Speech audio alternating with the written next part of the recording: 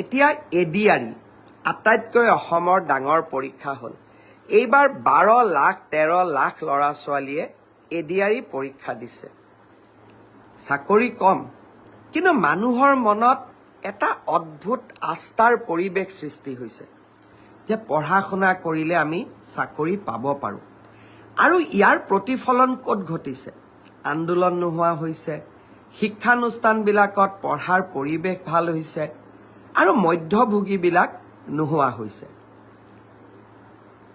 মুখ্যমন্ত্ৰী হিচাপে কিমান কাম কৰিব পাৰিছোঁ নোৱাৰিছোঁ মই নাজানো, কিন্তু এই যে যুৱক যুৱতীৰ মাজত আস্থাৰ নতুন পৰিৱেশ এটা গঢ়ি উঠিছে, চাকৰি টকা পইচা নোহোৱাকৈ চাকৰি পোৱা, এডিআৰই পৰীক্ষা মেট্ৰিকতকৈ ডাঙৰ পৰীক্ষা হোৱা, আৰু স্বচ্ছতা, OMR চিটখনো পাব পাৰে, কুৱেশ্যনক চেলেঞ্জ